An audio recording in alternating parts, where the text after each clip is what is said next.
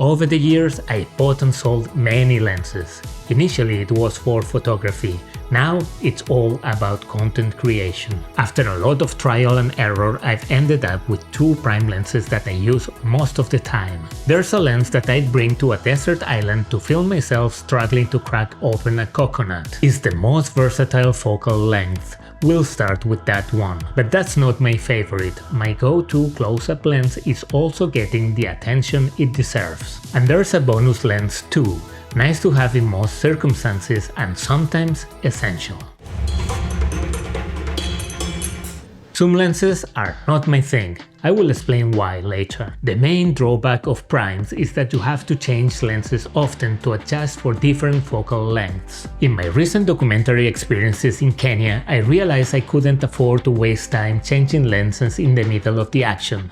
But there was one lens that stayed glued to my camera, the jack of all trades of lenses. You've probably figured out that I'm talking about a 35mm in full frame. It is the first and only I would get if I only had the budget for one lens. It is wide enough for establishing shots, at least in open spaces where you can zoom out with your feet. It is close enough to capture details and it shines in the middle distances. I own the Sony 35mm G Master 1.4. It's a flagship lens, known for its beautiful bokeh and sharpness. I splurge on lenses, not because I'm a pro or because I make money with them, just because I work hard and I deserve to treat myself. However, if you are on a tight budget, the 1.8 offers much better value, no question about it. The 35mm is my everyday go-to lens, but it's not my favorite. That spot belongs to my portrait lens. Give me background compression, give me that shallow depth of field,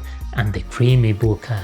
You can call me vain, but I like to look my best on screen, and if that requires placing the camera across the room, I will find a way. The 85mm avoids distortion and maintains a natural feel.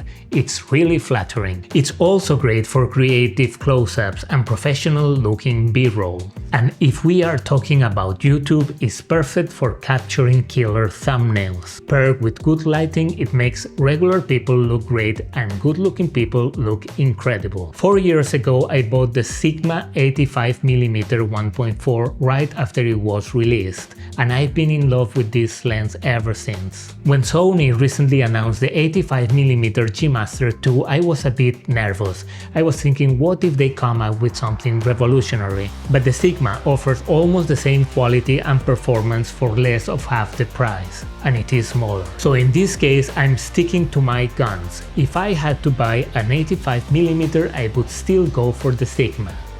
$2,000 is a lot of money. Now, let's talk about the bonus lens. If I'm filming in a tight space like this laundry room, the 35mm won't cut it. It can't capture the whole scene. That's when a wide-angle lens becomes essential. I got this lens with establishing shots in mind, but the reality is that it doesn't make into my bag so often. A 35mm can get you there most of the time. There are few occasions where a wide lens is truly needed. Many creators use wide-angle lenses for vlogging or for talking head videos because it includes more of the background in the image. Personally, I don't like it so much. The 24mm makes my face look like an egg.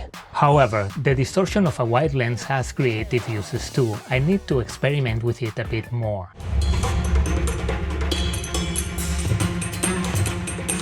Talking about horror movies, I've been telling myself I need to tidy up this room for more than a year. But yeah, maybe some other day.